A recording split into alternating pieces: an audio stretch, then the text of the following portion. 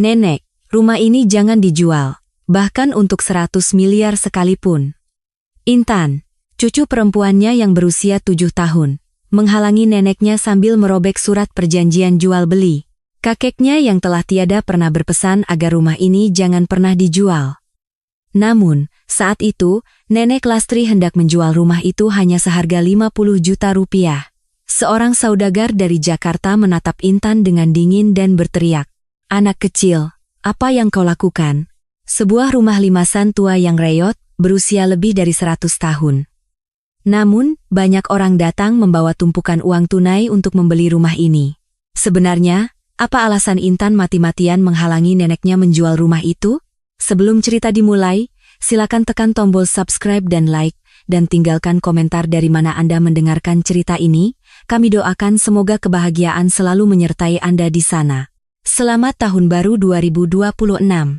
Saat itu awal bulan Maret, subuh yang masih terasa dingin. Matahari belum terbit. Di sebuah kamar kos sempit di pinggiran Jakarta, di tengah udara dingin yang menyusup lewat jendela, Dewi sedang memasukkan pakaian ke dalam sebuah koper tua. Di sebelah wastafel, 3 lembar surat tunggakan sewa kos dengan tulisan merah pemberitahuan terakhir tergeletak kusut. "Intan, bangun." Dewi mengguncang tubuh putrinya di dalam selimut. Intan yang berusia 7 tahun mengucek mata dan terbangun. "Ibu, kita mau kemana?" "Ke rumah nenek." Mata Intan membelalak. "Nenek?" Dewi tidak menjawab, ia hanya membuka pintu kulkas. Kosong. Setelah mematikan keran gas dan membawa 1 kantong sampah, hanya itulah yang tersisa di kamar itu. Bahkan untuk ongkos taksi pun mereka tak punya. Sambil menyeret koper yang berat dengan 1 tangan dan menggenggam erat tangan kecil Intan yang berjalan terhuyung-huyung karena mengantuk di tangan lainnya, Dewi berjalan menuju stasiun kereta subuh. Selama menuruni tangga, Intan tidak pernah melepaskan ujung baju ibunya. Mereka tiba di depan loket terminal bus antar kota, ke Sragen, 2 orang. Bus melaju selama lebih dari 8 jam. Intan menanyakan pertanyaan yang sama berulang kali. "Kita cuma beberapa hari, kan, Bu?" Dewi hanya menatap keluar jendela, ia tidak bisa menjawab. Ketika Intan akhirnya tertidur, Dewi mengelus kepala putrinya dan berbisik lirih, "Maafkan Ibu." Begitu bus memasuki jalanan pedesaan, pemandangan di luar jendela berubah total. Gunung-gunung tinggi seolah mengepung bus, dan jejak perkotaan perlahan sirna. Intan membuka mata, melihat keluar jendela dengan ekspresi ketakutan. Setelah turun di terminal Sragen, mereka naik sebuah minibus tua. Perjalanan berlanjut selama 30 menit dengan guncangan hebat. "Ini di mana, Bu?" Mereka tiba di Dusun Cemara, pemberhentian terakhir minibus.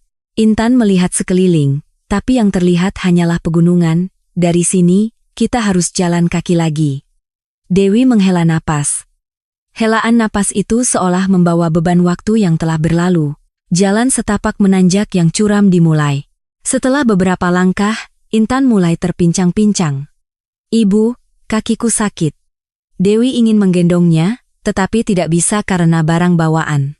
Setelah berjalan sekitar 30 menit, sebuah rumah limasan tua berusia lebih dari 100 tahun muncul di hadapan mereka.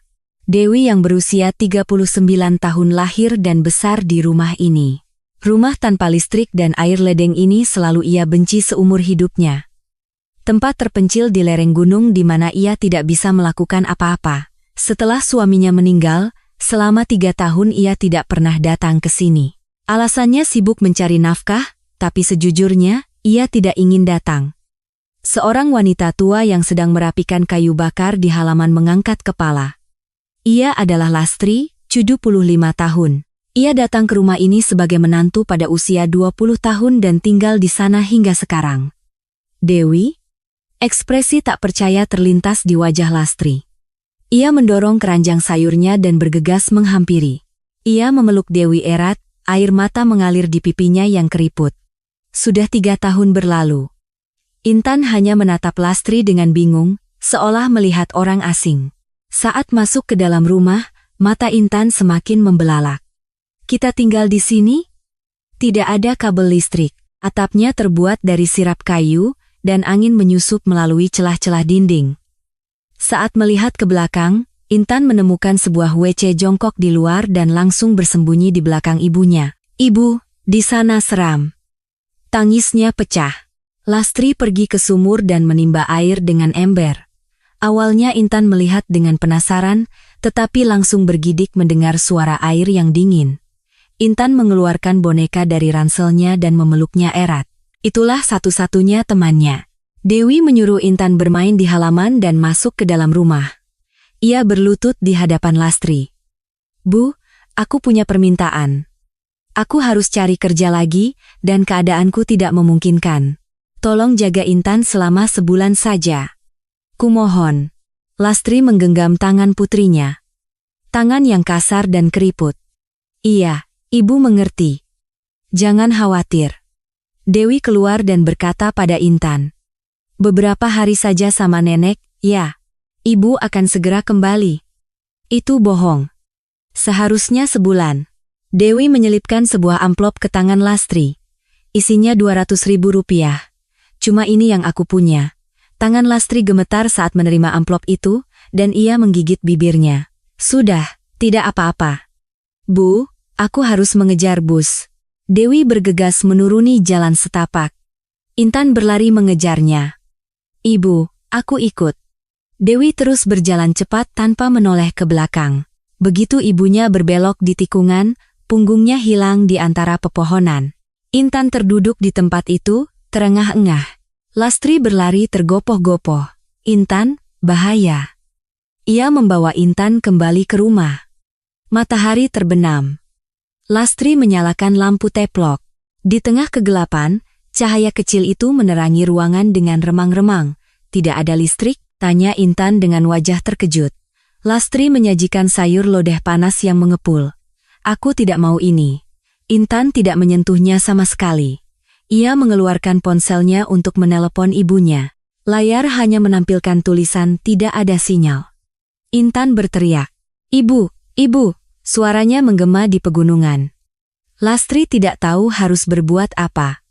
Ia hanya bisa memeluk cucunya, dan air mata pun mengalir di pipinya. Pukul 1 dini hari, Intan tertidur setelah lelah menangis. Lastri menatap langit-langit sambil menghela napas panjang. Pada saat yang sama di Jakarta, Dewi terduduk di lantai kamar kosnya yang kosong, menangis terseduh-seduh sambil menutupi wajahnya dengan kedua tangan. 3 hari berlalu. Ibunya yang berjanji akan datang dalam beberapa hari tidak kunjung tiba, dan Intan mulai merajuk. Ia tidak mau makan, bahkan menolak menyentuh sayur lodeh karena baunya. Ia tidak mau menatap Lastri. Ia hanya meringkuk di sudut kamar sambil memeluk erat bonekanya. Jika Lastri mendekat, ia akan membalikan badan dan menghadap ke dinding. "Apa salahku?" Lastri duduk di halaman, bergumam sendiri. Gerakan tangannya yang merapikan kayu bakar semakin melambat. Seminggu kemudian, Intan mencoba turun gunung sendirian. Lastri dengan panik mengejar dan menangkapnya. "Apa nenek salah?" Air mata mengalir di pipi Lastri, tetapi Intan memalingkan wajahnya. Pada minggu kedua, perubahan kecil terjadi. Intan menemukan seekor katak di dekat sumur dan untuk pertama kalinya menunjukkan minat. Saat katak itu melompat, mata Intan mengikutinya. Setiap sore, Intan berjalan-jalan di halaman depan sambil menyalakan ponselnya. Ia mencari-cari sinyal, tetapi setiap kali yang muncul hanyalah tulisan "tidak ada sinyal." Malam hari, ia berbisik pada bonekanya. "Ibu kapan datang?" Suara isak tangis tertahan terdengar dari dalam selimut, dan Lastri melewati malam tanpa tidur mendengarkan suara itu. Sebulan kemudian, pada suatu sore, seorang tukang pos mendaki jalan setapak. "Apakah ada Ibu Lastri?" Lastri mengangkat kepala. Wajahnya menunjukkan keterkejutan saat melihat amplop surat. "Surat dari Ibu." Intan berlari dan hendak merobek amplop itu. Lastri dengan canggung berkata, "Nenek tidak bisa membaca." Baru saat itulah Intan tahu bahwa neneknya buta huruf. Intan membuka surat itu. Ia mulai membacanya terbata-bata, huruf demi huruf. "Intan, ini Ibu. Bersabarlah sedikit lagi dengan nenek. Maafkan Ibu." Tangan Intan gemetar. Ia meremas surat itu dan hendak merobeknya. "Pembohong." Lastri memegang tangan Intan. Ibumu juga sedang kesulitan. Aku tidak mau, aku benci ibu. Intan berlari keluar halaman. Ia berlari hingga ke bawah pohon beringin besar dan terduduk di sana. Lastri hanya bisa mengawasinya dari kejauhan. Pukul 5 subuh, Lastri bangun diam-diam saat Intan masih tidur. Di dapur, ia menyiapkan nasi dan memanaskan sayur lodeh. Lalu, ia mengambil buku tulis Intan yang tergeletak di sudut kamar dan memegang pensil. Dengan gerakan kaku, ia perlahan menggambar. Wajah nenek, keranjang sayur, tanda panah, gambar uang, dan tanda panah yang kembali ke rumah. Lastri meletakkan buku tulis itu di samping meja makan dan keluar rumah dengan mengendap-endap. Ia naik ke gunung untuk memetik sayuran liar. Ia membungkuk memetik hingga matahari terasa menyengat, memenuhi keranjangnya. Ia tiba di pasar desa dan menggelar dagangannya di sudut. Ia duduk di sana dari pagi hingga petang. Uang yang ia dapatkan sepanjang hari hanya Rp20.000. Dalam perjalanan pulang, Lastri berhenti di depan sebuah warung ayam goreng. Di balik etalase kaca, terlihat ayam goreng yang keemasan. Harganya Rp8.000, setengah dari penghasilannya hari itu. Setelah ragu-ragu cukup lama, Lastri masuk ke dalam warung. "1, Pak," katanya dengan suara bergetar. Saat ia kembali ke rumah, Intan masih berbaring menghadap dinding. Lastri menyodorkan bungkusan itu. "Makanlah ini." Intan membalikkan badan, namun hidungnya mengendus-endus, lalu perlahan ia menoleh. Lastri mengeluarkan paha ayam dan menyodorkannya. Intan menggigitnya. Matanya membelalak. "Enak." Malam itu, Intan berkata dengan suara pelan, "Nenek, maafkan aku." Air mata mengalir deras di pipi Lastri. Ia memeluk erat cucunya. "Nenek juga rindu sama ibumu. Dia kan putri nenek." Untuk pertama kalinya mereka makan bersama di satu meja. Intan mengambil lauk dan meletakkannya di atas nasi Lastri. Melihat itu, mata Lastri berkaca-kaca. Malam itu, Intan yang biasanya tidur dengan selimut terpisah untuk pertama kalinya, masuk ke dalam selimut Lastri. Lastri menyanyikan lagu Nina Bobo. Intan tertidur dengan wajah damai, dan Lastri mengelus kepalanya. Keesokan paginya, saat Lastri membuka mata, Intan sudah bangun dan sedang menyapu halaman. "Nenek, hari ini kita mau apa?" Untuk pertama kalinya, suaranya terdengar ceria, senyum merekah di wajah Lastri. Bulan Mei tiba, dan musim semi yang sesungguhnya datang ke Dusun Cemara. Sudah 1,5 bulan sejak Intan tiba. Kini, Intan sudah terbiasa dengan sayur lodeh buatan Lastri dan juga lauk pauk dari sayuran liar. Jika Lastri membuatkan nasi dengan telur dadar, ia akan menghabiskannya sampai tandas. "Cucuku makannya lahap sekali." Senyum puas terpancar di wajah Lastri. Namun, di rumah tanpa mainan dan TV, Intan merasa bosan. "Nenek, di sini tidak ada yang bisa dilakukan." Lastri duduk di samping Intan. "Kalau bosan, ajari nenek membaca." Sejak malam itu, pelajaran membaca dimulai. Intan membuka buku tulis dan memberikan pensil kepada Lastri. "Nenek, ini huruf A. Coba tulis." Lastri, yang berusia 75 tahun dan buta huruf seumur hidupnya, memegang pensil dengan tangan gemetar. A, B, C. Setiap goresan miring dan tidak beraturan, tetapi Lastri tidak menyerah. Nenek pintar.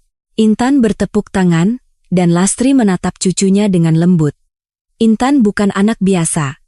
Setiap malam setelah makan, pelajaran berlanjut di bawah cahaya lampu teplok. Suatu sore, Intan pergi jalan-jalan. "Nenek, aku jalan-jalan sebentar, ya?" Ia berjalan ke bawah pohon beringin besar di halaman belakang. Secara kebiasaan, ia mengeluarkan ponselnya untuk menelepon, dan matanya membelalak saat melihat layar. Sinyal muncul. Intan berlari ke rumah. "Nenek, nenek, di sini ada sinyal." Lastri mengikuti, dan mereka berdua berdiri di bawah pohon beringin. Intan menekan nomor ibunya dengan tangan gemetar. Hanya nada sambung yang terdengar. "Ibu, kenapa tidak diangkat?"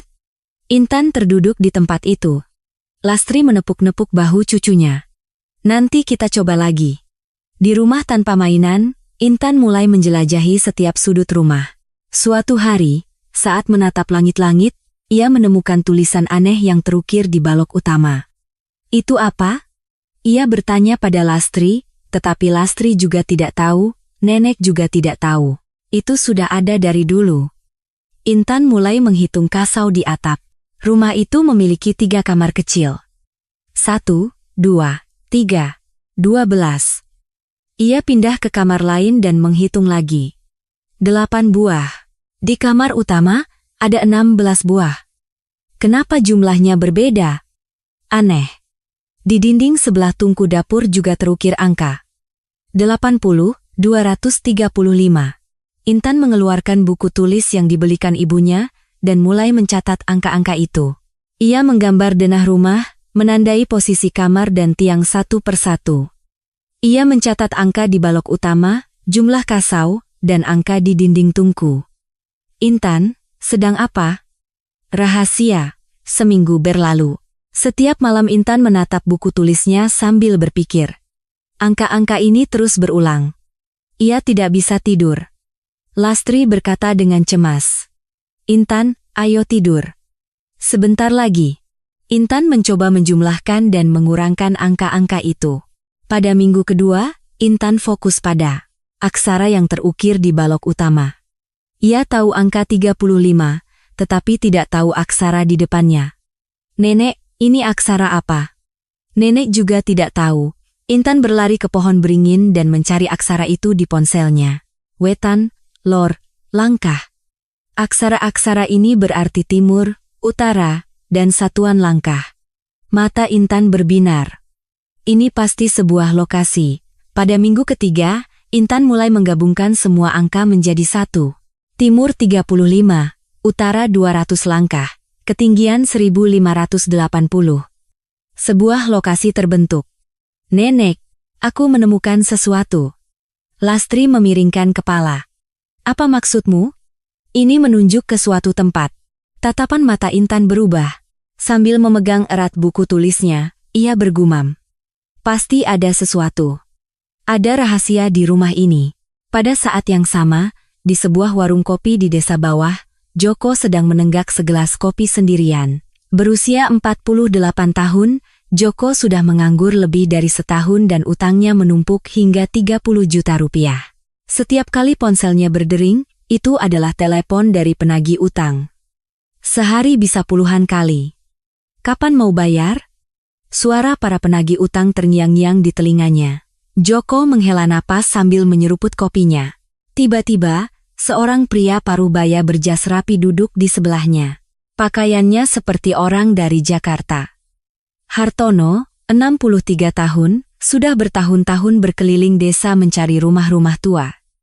Ia mengikuti jejak informasi yang ia baca di buku-buku kuno. Di desa ini ada rumah tua? Tanya Hartono. Joko mengangkat kepala. Rumah tua? Rumah bibi saya usianya lebih dari 100 tahun. Tatapan Hartono seketika menajam. Ia menanyakan detail rumah itu dan apakah bisa bertemu dengan pemiliknya. Hartono mengeluarkan amplop tebal dan meletakkannya di atas meja. Kalau berhasil membuat kesepakatan, saya beri kamu 30 juta. Bisa lebih. Mata Joko membelalak. Untuk membayar utang, tidak ada alasan untuk ragu. Saya mau. Keesokan siangnya, Joko membawa Hartono ke rumah limasan di Dusun Cemara. Bibi, selamat siang. Ia menyapa dengan senyum canggung. Lastri yang sedang merapikan kayu bakar di halaman mengangkat kepala. Joko, ada apa? Ini ada tamu dari Jakarta. Beliau kolektor barang antik. Hartono menyapa dengan sopan, tetapi matanya sudah memindai setiap sudut rumah dengan tajam. Di rumah saya tidak ada apa-apa, kata Lastri dengan nada waspada. Hartono bertanya dengan sopan. Bolehkah saya melihat-lihat rumahnya? Rumah limasan setua ini sangat langka. Tidak ada yang bisa dilihat, tapi silakan. Lastri mengizinkan dengan enggan. Saat Hartono masuk ke dalam, ia langsung menatap balok utama. Napasnya tertahan. Ia melihat ukiran aksara itu. Benar. Ini dia. Ia masuk ke area dapur dan melihat angka-angka yang terukir di dinding. Dari dalam kamar, Intan mengintip melalui celah pintu, mengamati kedua orang itu. Paman itu aneh. Hartono bertanya pada Lastri, apakah ibu ada niat menjual rumah ini? Lastri menggeleng. Tidak. Almarhum suami saya berpesan jangan dijual. Joko menyela. Bibi, coba pikirkan lagi. Sudah kubilang tidak. Suara tegas Lastri membuat Hartono mundur. Baiklah. Terima kasih sudah diizinkan melihat-lihat. Setelah mereka pergi, Intan bertanya, Nenek, orang-orang itu mau apa? Mereka mau membeli rumah, tapi nenek bilang tidak. Intan tidak berkata apa-apa, tetapi ia merasa tidak enak. Beberapa hari kemudian, Lastri pergi ke pasar. Intan, nenek ke pasar dulu, ya. Hanya Intan yang tinggal di rumah. Saat ia sedang merapikan angka-angka di buku tulisnya di balai-balai, Joko dan Hartono muncul. Intan, ini paman. Hartono menyodorkan sebungkus permen. Makan ini sambil bermain, ya? Intan menerima permen itu, tetapi matanya terus mengawasi mereka. Hartono masuk ke dalam rumah dan mengeluarkan ponselnya untuk memotret balok utama. Ini dia. Pak, ini sebenarnya apa? Tanya Joko. Kamu tidak perlu tahu. Hartono memeriksa angka di dinding tungku dan mulai menghitung jumlah kasau. 12, 8, 16. Tangannya gemetar. Rumah ini sendiri adalah sebuah peta terenkripsi. Kalau bisa dipecahkan, nilainya bisa triliunan. Peta? Mata Joko berbinar. Kalau begitu, uang yang akan saya terima. Kalau kesepakatan berhasil, akan saya pertimbangkan. Mereka berdua keluar rumah dan pergi ke dekat pohon beringin di halaman belakang. Hartono menyalakan sebatang rokok. Pak, Anda yakin? Kita beli 500 juta.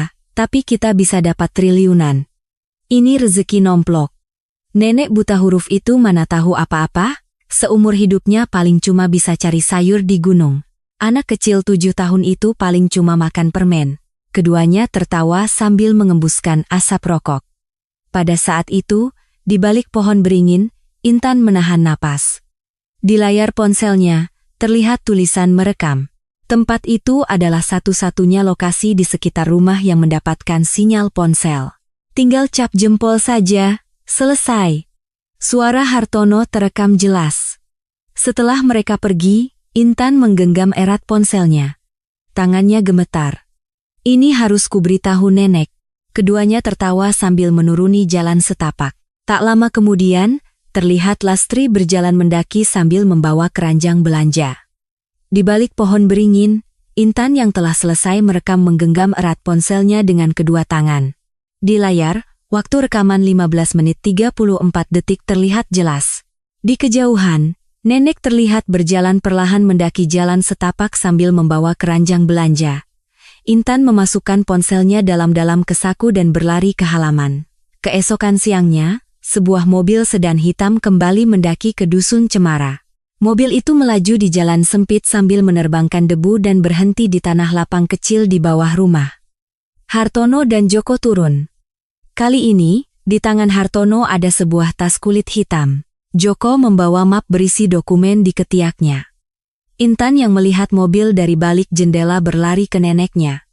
Nenek, orang-orang itu datang lagi. Lastri, yang sedang merapikan kayu di balai-balai, mengangkat kepala. Tangannya sedikit gemetar. Perasaan cemas tentang apa yang akan terjadi hari ini menekan dadanya. Saat itu, pintu gerbang terbuka dan kedua orang itu masuk. Hartono, tanpa basa-basi, langsung bicara. Nenek, saya akan bicara terus terang. Ia meletakkan tasnya di atas balai-balai dan perlahan membuka resletingnya. Dengan suara serit, yang terlihat adalah tumpukan uang tunai yang padat. Uang kertas 100 ribuan tersusun seperti batu bata. 50 juta rupiah, tunai. Jual rumah ini pada kami. Mata Lastri membelalak. Seumur hidupnya, ia hanya menghasilkan 20 ribu rupiah sehari dari menjual sayuran. Angka 50 juta adalah jumlah yang tak pernah ia bayangkan. Dari dalam kamar, Intan yang mengintip dari celah pintu, wajahnya pucat pasi. Joko menimpali dari samping.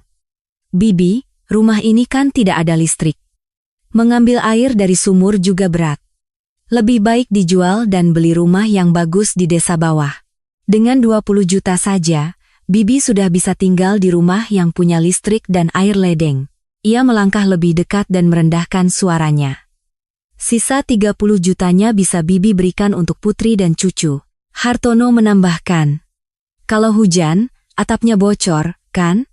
Daripada mempertahankan rumah reyot ini, lebih baik hidup nyaman. Kesempatan seperti ini tidak akan datang dua kali. Ia melirik jam tangannya dan melanjutkan. Keputusan harus dibuat hari ini. Besok kami sudah harus melihat tempat lain. Pandangan Lastri beralih ke Intan yang sedang bermain di balai-balai. Intan pura-pura menggambar di buku tulisnya, tetapi telinganya awas mendengarkan. Pikiran Lastri dipenuhi oleh Intan dan Dewi. Suaminya memang berpesan jangan dijual. Tapi, ia merasa bersalah karena tidak pernah bisa membelikan Intan sepotong baju yang layak. Penyesalan karena tidak bisa mengadakan pesta pernikahan untuk putrinya yang berjuang sendirian di Jakarta menekan hatinya. Mulut Lastri perlahan terbuka. Saya akan pikirkan, Nenek, suara Hartono menjadi lebih rendah. Kesempatan hanya hari ini. Setelah ragu-ragu cukup lama, Lastri mengangguk. Saya jual. Keputusan yang bijaksana. Senyum lebar merekah di wajah Hartono. Joko mengeluarkan kotak tinta stempel dari sakunya dan membukanya. Lastri berjalan dengan langkah berat ke kamar utama. Lemari kayu tua berderit saat dibuka. Ia mengeluarkan sebuah bungkusan kain yang sudah berdebu. Saat bungkusan itu dibuka, terlihat stempel nama yang sudah lebih dari 20 tahun usianya. Maafkan aku, Mas. Lastri menggenggam stempel itu dan kembali ke meja. Tangannya gemetar hebat. Ia menekan stempel itu ke bantalan tinta. Tinta merah menempel di permukaannya. Stempel itu perlahan turun ke atas surat perjanjian. Hartono menahan napas, dan Joko tersenyum tipis membayangkan 30 juta rupiah. Jarak antara stempel dan kertas tinggal 1 cm, lalu 0,5 cm.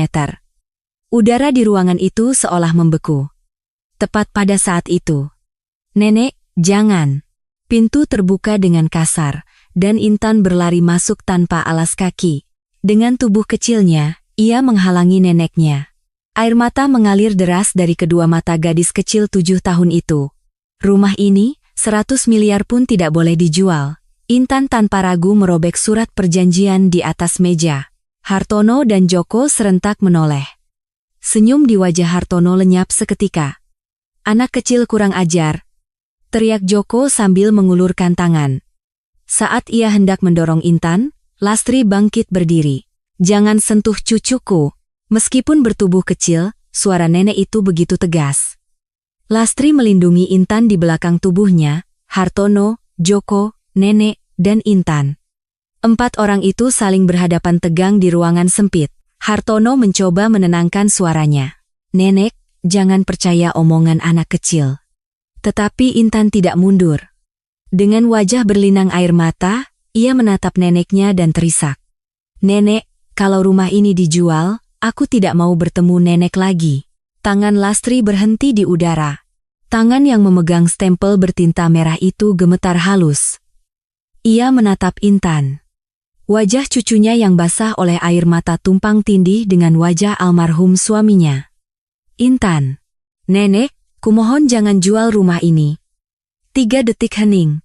Lastri perlahan meletakkan stempel itu di atas meja. Bunyi tak bergema di ruangan itu. Saya akan pikirkan lagi. Wajah Hartono mengeras. Nenek. Joko meninggikan suaranya. Bibi, kesempatan seperti ini tidak datang lagi, sadarlah. Untuk pertama kalinya, sorot mata Lastri memancarkan ketegasan.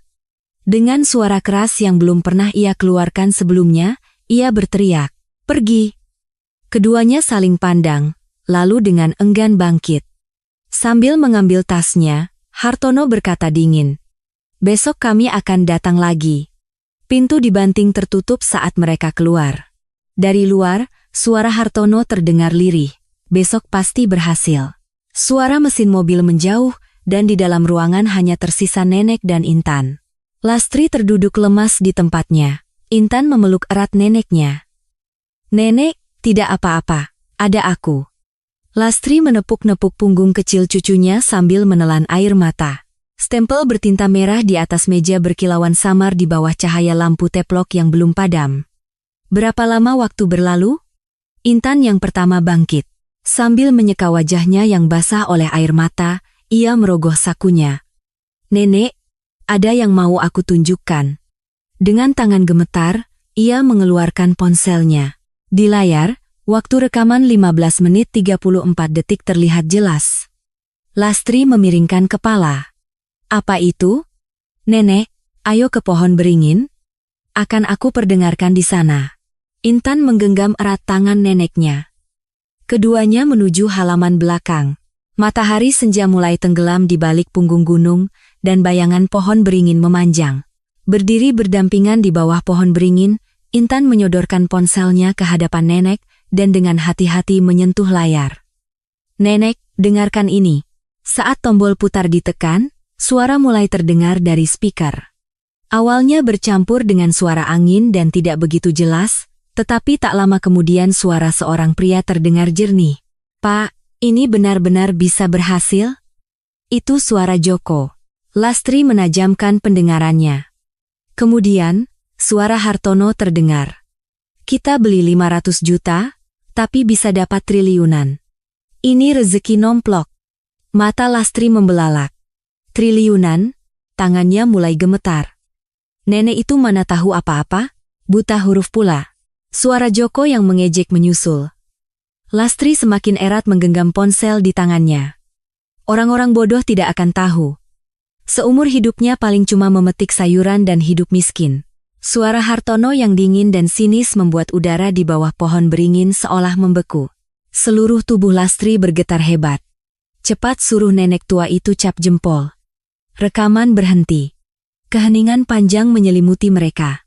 Lastri meletakkan ponsel di pangkuannya dan mengepalkan tangannya. Kemarahan yang belum pernah ia rasakan selama 75 tahun hidupnya membuncah di dalam dada. Orang-orang jahat itu. Suara neneknya serak. Matanya terasa panas, dan air mata yang ditahan akhirnya mengalir di pipinya yang keriput. Intan dengan hati-hati angkat bicara. "Nenek, kemarin waktu orang-orang itu datang, aku merekamnya sambil bersembunyi di balik pohon beringin. Aku merasa ada yang aneh." Lastri menoleh ke cucunya. "Kamu sendirian?" "Iya, aku mendengar mereka menggeledah rumah dan berbicara di sini. Aku takut, tapi aku khawatir sama nenek." Lastri memeluk erat cucunya. Betapa takutnya anak sekecil itu? Fakta bahwa ia bersembunyi sendirian di balik pohon beringin untuk merekam demi neneknya membuat hatinya sesak. "Terima kasih, Intan. Berkat kamu, nenek." Ia tidak bisa melanjutkan kata-katanya. Ia hanya memeluk cucunya lebih erat. Intan juga gemetar kecil dalam pelukan neneknya. Sesaat kemudian, Lastri bangkit. Ia menyeka air matanya dan menggenggam erat tangan cucunya. "Ayo, Intan. Kemana? Kita harus ke kantor polisi. Orang jahat seperti mereka tidak bisa dibiarkan." Suara neneknya mengandung ketegasan yang belum pernah terdengar sebelumnya. Keduanya bergandengan tangan menuruni jalan setapak. Meskipun hari sudah gelap, langkah neneknya mantap. Setelah berjalan 30 menit, mereka tiba di kantor polisi desa bawah.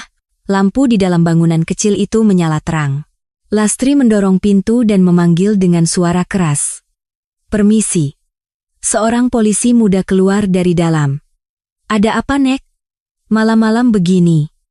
Lastri mendorong Intan ke depan. Intan menyodorkan ponselnya dengan tangan gemetar. "Tolong dengarkan ini." Polisi itu menerima ponsel dengan ekspresi bingung. Saat tombol putar ditekan, rekaman mulai terdengar, ekspresi polisi yang awalnya biasa saja perlahan mengeras. "Dapat triliunan dengan mudah." Suara Hartono memenuhi kantor polisi. Polisi itu mendengarkan tanpa sepatah kata pun hingga rekaman selesai. Setelah rekaman berhenti, ia menatap Lastri dan Intan bergantian, lalu perlahan mengangguk. Ini jelas percobaan penipuan. Polisi itu mempersilakan Lastri duduk dan menanyakan kronologinya. Nenek menceritakan semuanya, dari kedatangan kedua orang itu kemarin yang menawarkan 50 juta, hingga hari ini saat mereka menyodorkan surat perjanjian dan bagaimana Intan menghentikannya. Polisi itu bertanya dengan wajah serius. Mereka bilang akan datang lagi besok? Iya, katanya begitu. Kalau begitu, kami akan menangkap mereka di tempat besok. Kami akan bersembunyi di dekat rumah nenek sejak subuh. Bahu Lastri sedikit lebih rileks. Intan menempel erat di samping neneknya, menatap polisi itu. Terima kasih. Suara neneknya bergetar, polisi itu menatap keduanya dengan hangat dan menenangkan. Jangan khawatir. Saya pasti akan menangkap mereka. Keesokan subuhnya, sebelum langit terang, sebuah mobil patroli diam-diam mendaki ke Dusun Cemara. 2 orang polisi turun dari mobil dan bersembunyi di hutan dekat rumah. Lastri dan Intan, yang semalaman tidak bisa tidur nyenyak, terbangun sebelum fajar. Nenek sengaja bertingkah seperti biasa. Ia pergi ke halaman untuk merapikan kayu dan menimba air dari sumur. Intan mengawasi dari celah pintu di dalam kamar. Tangannya berkeringat dan jantungnya berdebar kencang. Sekitar pukul 10 pagi, mobil sedan hitam itu muncul lagi. Hartono dan Joko turun dari mobil dan bergegas menuju rumah. Nenek, hari ini sudah diputuskan, kan? Suara Hartono terdengar tidak sabar. Joko juga mengeluarkan map dokumennya dan mendesak. Cepat, tinggal cap jempol di surat perjanjian.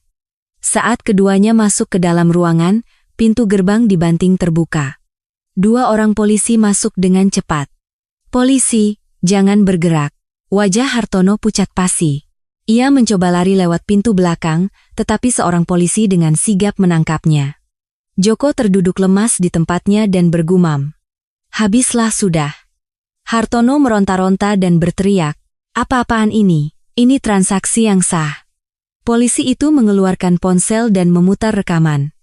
Suara Hartono sendiri bergema di ruangan itu. Dapat triliunan dengan mudah. Wajah Hartono kehilangan semua warnanya. Bibirnya bergetar. Polisi itu berkata dingin. Beli 50 juta untuk dapat triliunan. Apa maksud Anda sebenarnya? Joko mengaku dengan suara gemetar. Saya disuruh Pak Hartono. Saya tidak tahu apa-apa. Hartono menatap Joko dengan tatapan membunuh, tetapi sudah terlambat. Polisi lain memeriksa identitasnya dan mengangguk. Hartono. Catatan kriminal 6 kali. Sedang buron karena penyelundupan barang antik. Kami akan ajukan surat penangkapan. Dengan bunyi klik, borgol terpasang di pergelangan tangan keduanya. Hartono dan Joko diseret melewati halaman dan keluar gerbang. Lastri dan Intan berdiri berdampingan di depan gerbang, menyaksikan pemandangan itu.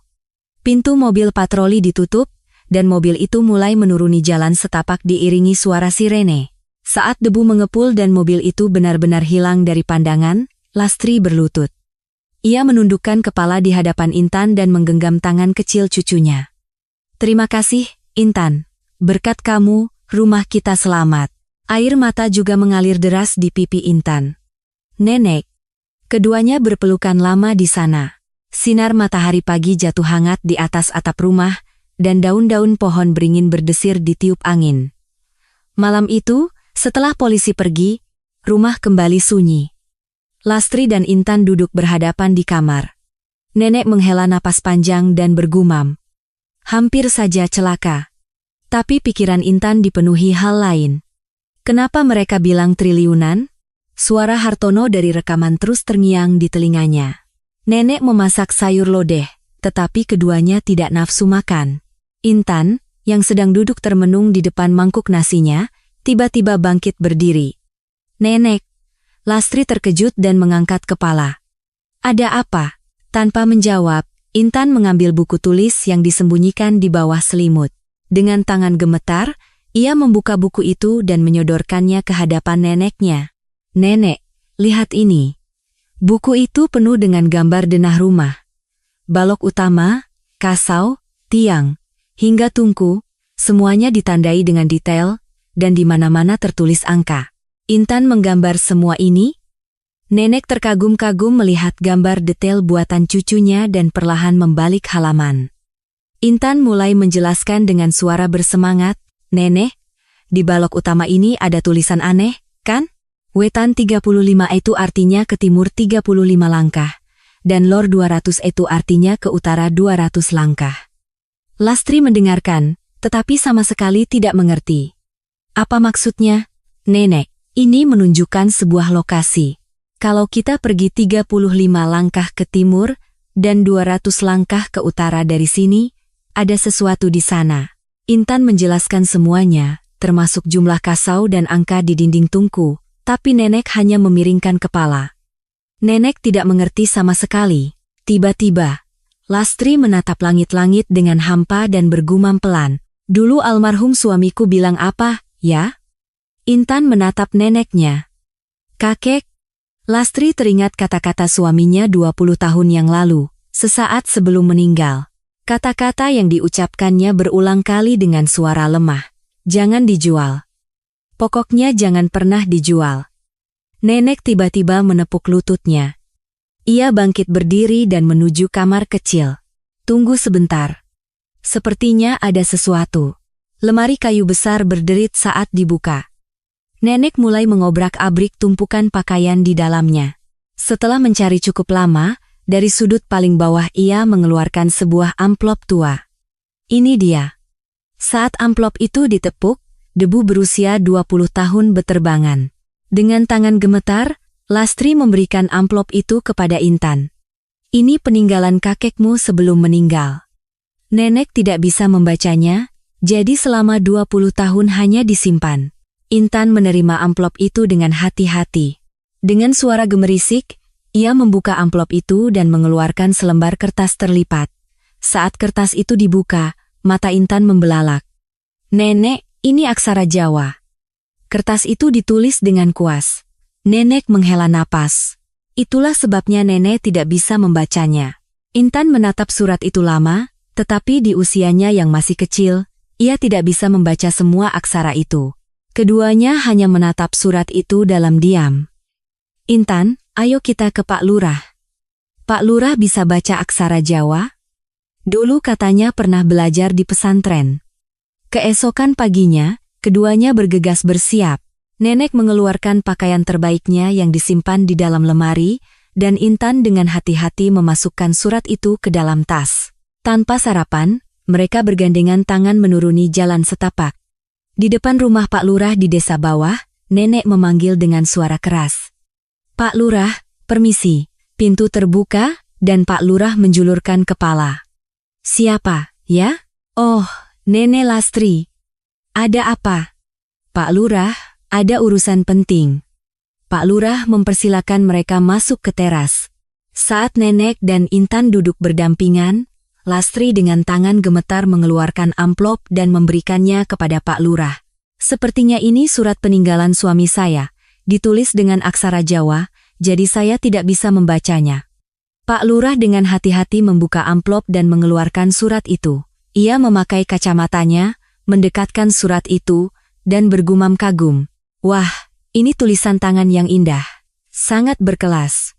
Pak Lurah mengambil napas dalam-dalam, lalu mulai membaca perlahan. Lastri menahan napas, dan Intan menajamkan telinganya agar tidak ketinggalan satu kata pun. Kepada keturunanku. Seumur hidupku aku mencoba memecahkan rahasia rumah ini, tetapi kebijaksanaanku tidak cukup. Suara Pak Lurah memenuhi teras. Namun, sesuai wasiat leluhur yang diturunkan dari generasi ke generasi, dikatakan bahwa akan datang seorang anak berharga dari keturunan kita yang ahli dalam ilmu hitung, dan kuharap ia bisa memecahkan rahasia ini. Jantung Intan berdebar kencang. Rumah ini adalah peta menuju tambang emas. Dibuat oleh leluhur kita di akhir zaman Majapahit dengan mempertaruhkan nyawa. Jangan pernah menjual rumah ini. Saat negara sudah tegak, langit akan mengirimkan seseorang, tertanda, kakekmu. Pak Lurah meletakkan surat itu. Teras menjadi hening seolah membeku. Bibir Lastri bergetar. Tambang emas? Pak Lurah membuka kembali surat itu untuk memastikan. Mata Lastri terasa panas, dan air mata mengalir di pipinya yang keriput. Jadi ini yang dimaksud suamiku. Intan dengan cepat mengeluarkan buku tulis dari tasnya. Dengan tangan gemetar, ia membuka denah rumah yang digambarnya. Kalau begitu, yang aku pecahkan ini adalah lokasi tambang emas? Timur 35, utara 200 langkah. Lastri menoleh ke cucunya. Intan yang memecahkannya, suara neneknya bergetar. Pak Lurah mengambil buku tulis Intan dan memeriksanya dengan teliti. Anak 7 tahun yang menggambar ini benar-benar menunjuk ke tambang emas. Sebenarnya, kemampuan Intan dalam berhitung bukan hanya sekadar pintar. Anak 7 tahun ini memiliki kejeniusan yang tidak pernah disadari siapapun. Saat sendirian di kamar kos Jakarta, ia belajar angka dan memahami prinsipnya sendiri. Di buku tulis yang dibelikan ibunya, ia sering mencoret-coret perhitungan rumit, tetapi ibunya yang lelah karena kemiskinan hanya menganggapnya sebagai anak yang suka belajar. Tidak ada yang tahu, tetapi Intan diam-diam menyimpan bakat luar biasa. Pak Lurah bangkit berdiri. Ini masalah besar, saya harus segera hubungi kantor Dinas Kebudayaan. Pak Lurah mengambil telepon rumah dan menelepon petugas di Dinas Kebudayaan Kabupaten. Ia menjelaskan tentang peta tambang emas dari zaman Majapahit dan surat berusia 120 tahun. Awalnya petugas itu ragu, tetapi setelah penjelasan mendesak dari Pak Lurah, ia berjanji akan menghubungi Dinas Kebudayaan Pusat. Setelah menutup telepon, Pak Lurah berbalik dan berkata, "Kita tunggu saja, sebentar lagi pasti ada kabar." Ketiganya duduk berdampingan di teras menunggu.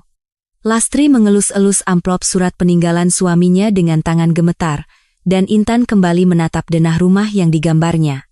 Pak Lurah bergumam. Setelah 120 tahun, akhirnya Intan yang memecahkannya. Anak berharga yang ahli dalam ilmu hitung. Ternyata Intan orangnya. Lastri memeluk erat cucunya sambil menangis. "Intan, anak kiriman dari langit." Tiba-tiba, telepon berdering. Ketiganya serentak terkejut dan menoleh. Pak Lurah bergegas mengangkat gagang telepon. "Halo? Kami dari Dinas Kebudayaan Pusat. Besok kami akan mengirimkan tim ahli. Bisa tolong berikan alamatnya?" Pak Lurah berseru gembira. "Tentu. Terima kasih banyak." Setelah meletakkan gagang telepon, Pak Lurah berbalik ke arah Lastri dan Intan. Keduanya sedang berpelukan sambil menangis. Besok orang dari Jakarta akan datang, 3 hari berlalu. Sekitar pukul 2 siang, sebuah mobil sedan hitam muncul di pintu masuk desa bawah. Melihat mobil yang perlahan mendaki jalan sempit sambil menerbangkan debu, penduduk desa mulai berkumpul. "Mobil siapa itu?" Pak Lurah, yang sudah menunggu di pintu masuk desa, mendekati mobil itu. Pintu pengemudi terbuka, dan seorang pria parubaya berjas abu-abu rapi turun. "Saya Profesor Budi dari Dinas Kebudayaan." Pria yang menyerahkan kartu nama itu tangannya sedikit gemetar. Pak Lurah menerima dengan hormat dan ikut masuk ke mobil. "Biar saya tunjukkan jalannya. Jalanannya sempit, jadi harus hati-hati." Mobil itu perlahan mendaki jalan yang semakin menyempit. Sekitar 5 menit kemudian, mereka memarkir mobil di tanah lapang kecil di bawah rumah. Pak Lurah dan Profesor Budi turun dan mulai berjalan kaki. Lastri, yang sedang merapikan kayu di halaman, mengangkat kepala. Intan juga berlari keluar dari kamar. Pak Lurah berjalan di depan sambil memberi isyarat. "Nenek, ada profesor dari Jakarta datang." Begitu memasuki halaman, Profesor Budi langsung menatap rumah itu. Atap sirap kayu, tiang-tiang kayu yang menunjukkan jejak waktu. Tatapannya seketika berubah. Usianya pasti lebih dari 100 tahun. Profesor menyapa Lastri dengan hormat. "Selamat siang, Nenek. Apakah surat peninggalan kakek ada?" Intan dengan hati-hati mengeluarkan amplop dari tasnya. Saat Profesor menerima dan membuka surat itu, tangannya gemetar halus. Ia memindai tulisan aksara Jawa itu sekilas, lalu menarik napas pendek. Isi surat ini tidak biasa. Profesor perlahan berkeliling rumah, mengamati cara sirap kayu dipasang di atap. Ia menyentuh tiang-tiang dan bergumam. "Kayu jati. Usianya setidaknya 150 tahun. Intan dengan hati-hati bertanya. "Profesor, tidak masuk." Profesor mengangguk dan melepaskan sepatunya. Begitu masuk ke dalam, pandangannya langsung tertuju pada balok utama. Matanya membelalak, dan bibirnya bergetar. "Wetan, Lor. 200. Tangan Profesor mulai gemetar hebat. Ia melangkah lebih dekat ke bawah balok, mengeluarkan ponselnya, dan mengambil beberapa foto. Lastri dan Intan menyaksikan dengan tegang. Profesor menoleh dan mulai menghitung kasau. 1, 2, 3. 12. Ia pindah ke kamar lain dan menghitung lagi. 8. 16. Sambil buru-buru mencatat angka di buku catatannya, Profesor bergumam. Ada polanya. Intan memandu Profesor ke dapur. Profesor, lihat di sini juga. Profesor berjongkok di depan dinding tungku, dan matanya kembali membelalak. 1580, 200, 35, napas Profesor menjadi berat. Tangannya semakin gemetar, dan keringat mulai membasahi dahinya, ketinggian, jarak. Ini menunjuk ke tempat itu. Profesor bangkit berdiri dan memeriksa tiang-tiang satu persatu. Ukiran arah mata angin dan shio di tiang-tiang itu. Profesor menghitung arah sambil berdecak kagum. Sistem enkripsi yang sempurna. Lastri dengan hati-hati bertanya, apa maksudnya itu? Profesor perlahan berbalik. Menghadap Nenek dan Intan, ia mengambil napas dalam-dalam. Ia mencoba menenangkan diri, tetapi tidak bisa menyembunyikan suaranya yang bergetar. Ini adalah peta tambang emas milik kerajaan yang hilang pada akhir abad ke-19, kaki Lastri goyah. Intan dengan cepat menopang neneknya. Profesor mendudukkan nenek di balai-balai dan mulai menjelaskan perlahan. Di akhir zaman Majapahit, setelah kerajaan mulai runtuh, para abdi dalam mencoba menyelamatkan kekayaan kerajaan. Ada seorang bendahara yang membawa peta tambang emas ini dan menghilang agar tidak jatuh ke tangan musuh. Nenek menatap Profesor dengan tatapan kosong. Sulit untuk memahami ceritanya, tetapi keseriusan di wajah Profesor sangat terasa. Di kalangan akademisi, selama lebih dari 120 tahun ini, hanya dianggap sebagai legenda. Mereka mengira peta itu disembunyikan di suatu tempat. Profesor melihat sekeliling rumah dan meninggikan suaranya. Membuat rumah ini menjadi peta itu sendiri. Ini benar-benar jenius. Intan mengeluarkan buku tulis dari tasnya dan memberikannya kepada Profesor. Profesor, ini hasil pemecahan saya. Mulut Profesor ternganga saat membuka buku itu. Denah rumah yang digambar dengan detail, lokasi yang sudah dihitung. Profesor menatap Intan. Kamu umur berapa? 7 tahun. Profesor berlutut sejajar dengan mata Intan. Matanya berkaca-kaca. Anak 7 tahun memecahkan misteri yang 120 tahun tidak terpecahkan. Profesor membuka kembali surat kakek dan membacanya. Meskipun surat itu ditulis oleh kakeknya, kata-katanya bukanlah miliknya. Itu adalah wasiat yang diturunkan dari generasi ke generasi. Ia mengangguk pada kalimat anak berharga yang ahli dalam ilmu hitung. Ternyata, anak ini. Anak kiriman dari langit. Air mata juga mengalir dari mata Lastri. Nenek memeluk erat cucunya. Profesor bangkit dan mengeluarkan ponselnya. Ia menelepon langsung kepala dinas kebudayaan. Bapak, saya menemukannya. Peta tambang emas kerajaan itu nyata. Terdengar suara terkejut dari seberang telepon. Profesor dengan suara bersemangat menjelaskan situasinya, dan kepala dinas berjanji akan segera mengirim tim investigasi besok. Malam itu, Profesor menginap di penginapan desa bawah. Lastri dan Intan tidak bisa tidur karena terlalu bersemangat. Intan berbisik pelan. Nenek, ternyata benar. Seminggu kemudian, Dinas Kebudayaan mengadakan konferensi pers resmi. Para wartawan berkerumun, dan kepala dinas mengumumkan secara langsung. Rumah limasan di Dusun Cemara, lereng Gunung Lawu, ditetapkan sebagai cagar budaya nasional. Ini adalah rumah bersejarah yang mengenkripsi peta tambang emas kerajaan Majapahit. Nenek diizinkan untuk tetap tinggal di sana tetapi memiliki kewajiban untuk melestarikannya, dan program kunjungan umum akan dibuat di mana pendapatan dari tiket masuk akan diberikan kepada nenek. Berita tentang rumah itu disiarkan di seluruh negeri, dan Intan dikenal sebagai gadis jenius berusia 7 tahun. Lastri menatap layar TV dan bergumam kosong. Apa yang terjadi ini? Saat Profesor Budi mengunjungi rumah itu untuk terakhir kalinya, ia berkata kepada Nenek dan Intan, "Sekarang, kita harus menemukan tambang emasnya." Mata Intan berbinar. 2 minggu berlalu. Suatu pagi, beberapa mobil berbaris di pintu masuk desa. Profesor Budi, beserta staf Dinas Kebudayaan dan ahli geologi, turun dari mobil. Mereka mengeluarkan peralatan besar dan alat ukur dari bagasi, menyandangnya di bahu, dan menuju rumah. Lastri yang sedang merapikan kayu di halaman mengangkat kepala. Intan berlari keluar dari kamar. "Nenek, hari ini kita akan mencari tambang emasnya." Mendengar kata-kata profesor, Intan bangkit berdiri, matanya berbinar. "Aku mau ikut." Lastri mencoba melarang cucunya. "Intan, jalanannya terjal. Tunggu di rumah saja sama nenek." Tapi Intan menggeleng. "Tidak mau. Aku yang menemukannya, jadi aku harus ikut." Profesor tersenyum pada Lastri. "Tidak apa-apa, Nek, kita bisa berjalan pelan-pelan." Nenek juga ikut saja. Akhirnya, nenek pun ikut. Intan mengeluarkan buku tulis dari tasnya dan memeriksa kembali lokasinya. Timur 35, utara 200 langkah, Batu Besar. Ia menelusuri angka-angka itu dengan jarinya sambil bergumam. Di salah satu halaman buku, ada gambar batu besar. Rombongan berangkat dari kaki gunung. Lastri menggenggam erat tangan Intan dan mulai mendaki. Sinar matahari pagi menembus dedaunan, dan daun-daun kering berdesir di bawah kaki. Jalan setapak terus menanjak. Nenek cepat terengah-engah, dan keringat membasahi dahinya. Mereka sering berhenti untuk beristirahat di atas batu.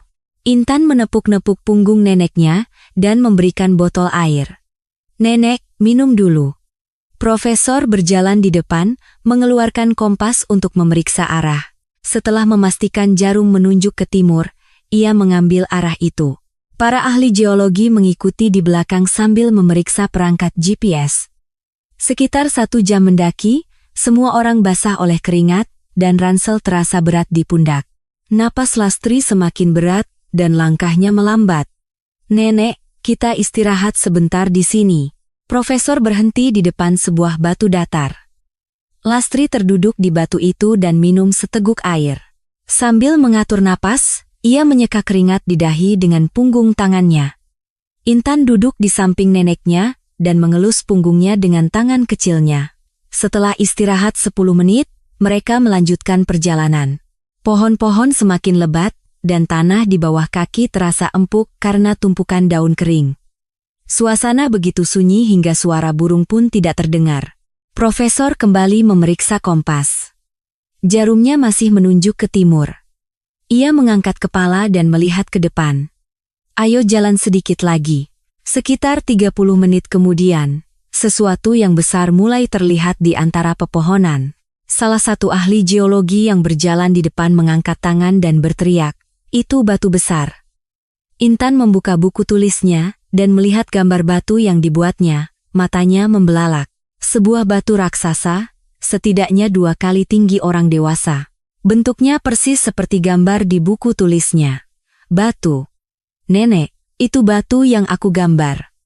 Intan melepaskan tangan neneknya dan berlari ke arah batu itu. Sambil memegang buku tulisnya, ia mengelilingi batu itu, matanya berbinar. Lastri juga tiba di depan batu dengan napas terengah-engah. Profesor membandingkan kompas dan GPS, lalu mengangguk. "Benar. Tepat di timur 35. Rombongan bergerak ke belakang batu. Di sana, semak belukar tumbuh lebat, dan di baliknya terlihat sebuah celah gelap yang tersembunyi. Setiap kali angin bertiup, semak-semak itu berdesir. "Coba periksa di sini." Para ahli geologi mengeluarkan parang dan mulai menebas semak-semak. Suara tebasan memenuhi keheningan hutan. Tumpukan semak yang ditebas menumpuk di satu sisi. Sekitar 20 menit kemudian, di balik semak-semak itu terlihat tumpukan batu. Batu-batu yang sepertinya disusun oleh tangan manusia menutupi sebuah pintu masuk. Itu adalah jejak terowongan tambang yang runtuh. Lastri menutup mulutnya dengan tangan. Intan menempel erat di samping neneknya, menyaksikan pemandangan itu. Tangan neneknya gemetar hebat. Para ahli geologi mengeluarkan peralatan dari tas besar. Mereka memasukkan detektor logam dan pemindai ke celah-celah batu untuk memeriksa bagian dalam. Suara bip yang teratur terdengar dari mesin. "Struktur terowongan terkonfirmasi," seru seorang ahli geologi dengan suara bersemangat. Yang lain melihat ke layar pemindai dan mengangguk. Jejak penambangan era kuno sangat jelas. Terlihat bekas pahatan di dinding. Ahli geologi lain memeriksa detektor logam dan mengangkat tangannya. "Ada reaksi kandungan emas." Profesor Budi menepuk lututnya. Lastri terduduk di tempatnya. Kakinya terasa lemas. Intan dengan cepat berlari ke sisi neneknya dan memeluknya. "Nenek, ini benar-benar tambang emas." Mata Lastri terasa panas, dan air mata mengalir deras di pipinya yang keriput. Keduanya berpelukan lama di depan batu itu. Profesor Budi dan para ahli geologi juga menyaksikan dengan ekspresi terharu. Profesor Budi dengan hati-hati mendekat dan meletakkan tangan di bahu Lastri. "Nenek, setelah 120 tahun. Setelah 120 tahun, kita menemukannya." Seminggu berlalu, pengumuman resmi datang dari pemerintah.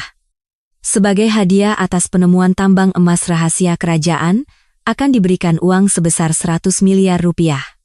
Profesor Budi membawa Lastri dan Intan ke bank di kota.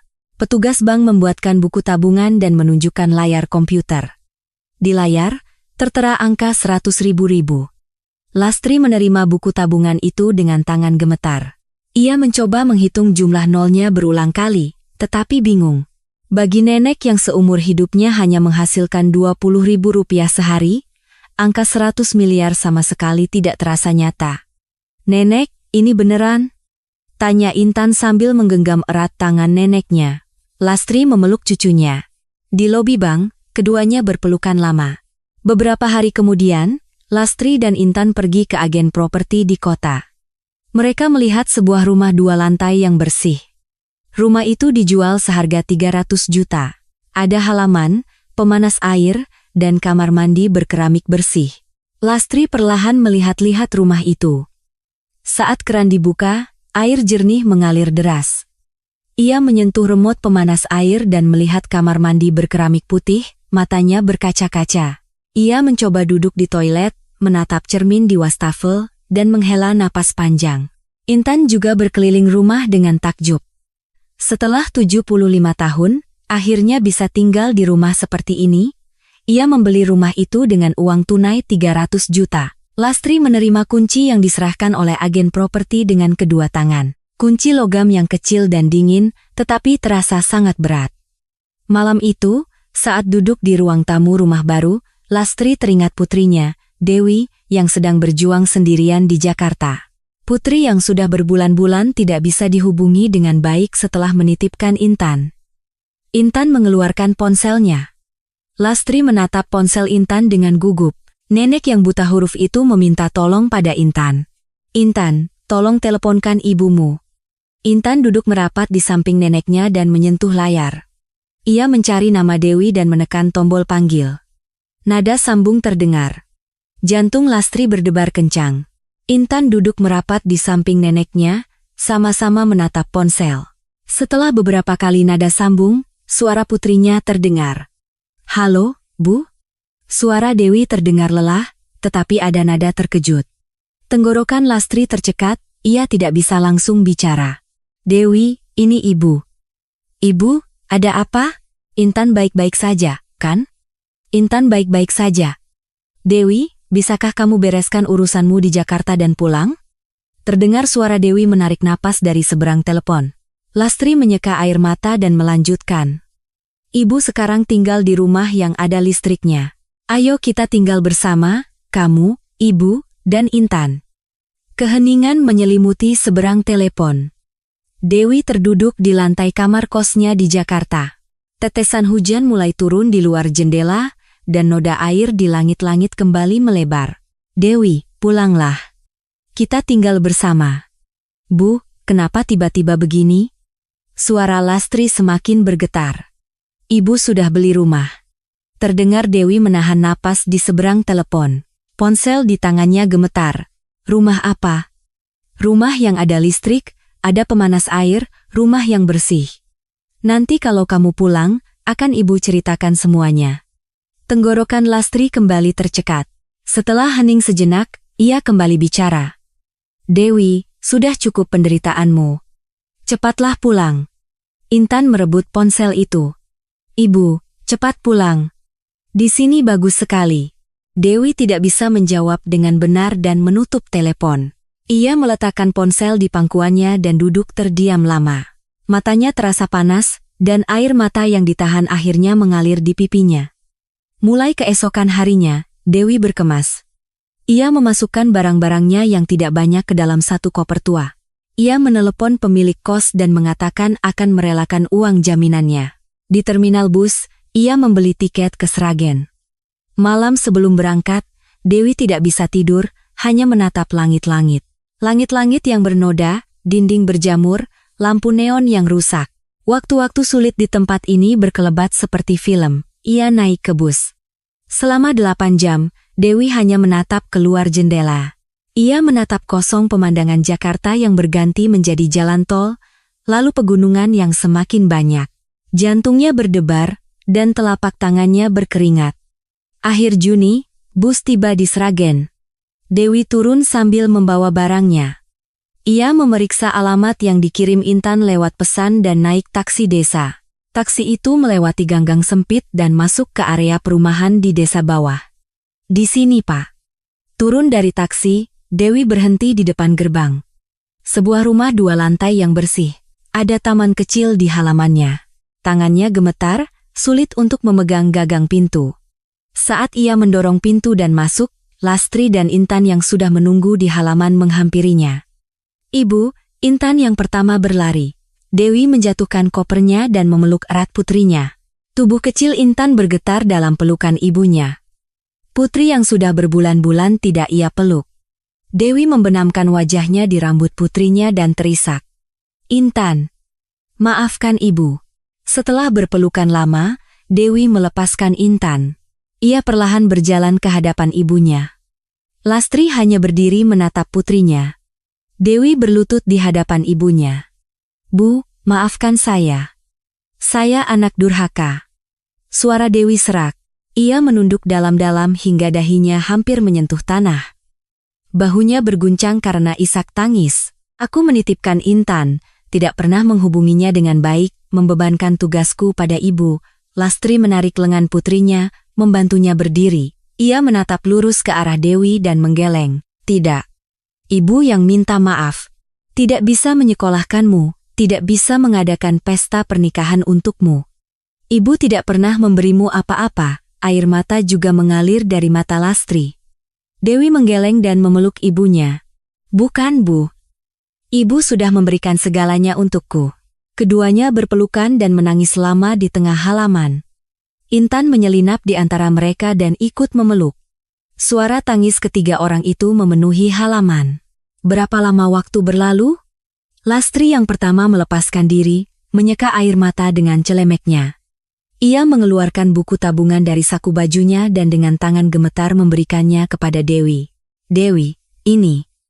Dewi menerima buku tabungan itu dan membukanya. Matanya membelalak saat melihat kolom saldo. 97 miliar rupiah. Ia tidak percaya dan menghitung kembali angkanya. Nolnya ada 10, 97 ribu. "Bu, ini. Ini apa?" Tangan Dewi gemetar hebat. Lastri menatap cucunya. "Ini hasil jerih payah Intan." Nenek perlahan mulai bercerita. Peta tambang emas yang tersembunyi di rumah, sandi yang dipecahkan Intan, rahasia yang terungkap setelah 120 tahun, dan hadiah dari negara. Dewi mendengarkan cerita ibunya dalam diam. Mulutnya semakin ternganga, dan akhirnya ia memeluk putrinya. "Tidak mungkin. Intan, kamu." Dewi tidak bisa melanjutkan kata-katanya dan hanya memeluk erat putrinya. Intan menepuk-nepuk punggung ibunya. "Ibu, sekarang kita tidak perlu susah lagi." Lastri membuka pintu depan. "Masuklah. Akan ibu tunjukkan rumahnya." Ketiganya masuk ke dalam. Udara hangat dari pemanas air terasa, dan ruang tamu yang bersih terbentang di hadapan mereka. Dewi melihat kamar mandi berkeramik putih, dapur yang luas, dan menggigit bibirnya. Intan menarik tangan ibunya ke lantai 2. "Ibu, ini kamarku." Intan dengan bangga menunjukkan kamarnya. Lantai yang bersih, jendela besar, meja belajar, dan tempat tidur. Dewi bersandar di pintu, menatap pemandangan itu, dan kembali menangis. Ketiganya duduk berdampingan di sofa ruang tamu. Lastri menceritakan tentang Intan dan rumah tua itu. "Intan akan kita sekolahkan di kelas akselerasi. Ternyata dia anak yang istimewa." Dewi menunduk. Ia menyesal karena sibuk mencari nafkah hingga tidak menyadari bakat putrinya. Mengingat Intan yang sering menulis angka-angka di buku tulis dan hanya dianggap sebagai anak yang suka belajar, mata Dewi kembali berkaca-kaca. Ibu tidak tahu, maafkan ibu ya, Intan. Intan menggenggam erat tangan ibunya dengan tangan kecilnya. Ia menatap Dewi dalam diam dan menggeleng. Melihat keduanya, mata Lastri berkaca-kaca, dan ia mulai bercerita tentang rumah tua itu. Rumah itu sekarang dikelola oleh negara.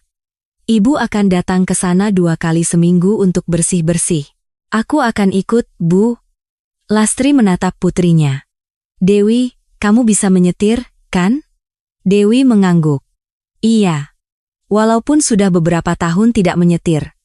Kalau begitu, ayo kita beli mobil. Beberapa hari kemudian, ketiganya pergi ke dealer mobil di kota. Berdiri di depan mobil kecil berwarna putih, Lastri menatap putrinya. Bagaimana dengan yang ini? Dewi mengangguk. Lastri menandatangani surat perjanjian dengan tangan gemetar dan memberikan kunci mobil itu ke tangan Dewi. Sekarang kita bisa bepergian dengan nyaman. Mata Lastri berkaca-kaca. Itu adalah hadiah pertama yang ia berikan untuk putrinya yang setiap hari harus berjalan kaki di jalan setapak yang berliku. Beberapa hari berlalu. Suatu pagi, Dewi menyalakan mesin mobil. Ia mengantar Lastri ke kursi penumpang dan mengemudi hingga ke tanah lapang di bawah rumah tua. Setelah menurunkan ibunya, Dewi ikut berjalan mendaki ke rumah. Tiba di halaman, keduanya mengambil sapu dan mulai membersihkan. Menyapu daun-daun kering, mengelap balai-balai, dan merapikan halaman depan. Tiba-tiba Lastri berhenti dan menatap rumah itu. Seandainya suamiku masih hidup, betapa senangnya dia. Ia bergumam pelan. Mas, Intan kita berhasil. Sesuai wasiat leluhur, dia memang anak kiriman dari langit. Dewi berdiri di samping ibunya. Rumah yang dulu begitu ia benci, rumah tua tanpa listrik dan air, kini terlihat berbeda. Bu, betapa bodohnya aku, tidak tahu kalau rumah ini begitu berharga. Ayah, ibu, maafkan aku karena tidak berbakti. Air mata mengalir dari mata Dewi. Lastri menepuk-nepuk punggung putrinya. Semua sudah berlalu, yang penting sekarang kita bertiga hidup dengan baik. Suatu sore, Lastri, Dewi, dan Intan duduk berdampingan di balai-balai rumah tua itu. Matahari terbenam di balik punggung gunung, dan daun-daun pohon beringin berdesir ditiup angin. Intan menatap neneknya dan bertanya, Nenek, rumah ini tidak akan dijual kan? Bahkan untuk 100 miliar? Lastri mengelus kepala cucunya dan tersenyum. Tentu saja, ini rumah yang diselamatkan oleh Intan kita. Dewi juga tersenyum. Tawa ketiga wanita itu menggema di dusun Cemara. Di samping gerbang rumah, berdiri sebuah papan yang dipasang oleh Dinas Kebudayaan. Cagar Budaya Nasional, rumah bersejarah peta tambang emas Kerajaan Majapahit, rumah yang menjaga rahasia selama 120 tahun. Dan yang memecahkan rahasia itu adalah seorang gadis kecil berusia 7 tahun yang dikirim dari langit. Intan telah mewujudkan impian seorang abdi dalam setia 120 tahun yang lalu. Sesuai wasiat, saat negara sudah tegak, seorang anak berharga yang ahli dalam ilmu hitung muncul dan memecahkan rahasia rumah itu. Di balai-balai rumah, ketiga wanita itu duduk berdampingan menatap senja. Musim semi yang baru bagi Nenek Lastri, Ibu Dewi, dan Intan telah dimulai. Jika cerita hari ini menyentuh hati Anda, silakan subscribe dan like, dan tinggalkan juga kesan hangat Anda di kolom komentar. Semoga tahun ini Anda sehat dan penuh tawa. Ini adalah suara angin.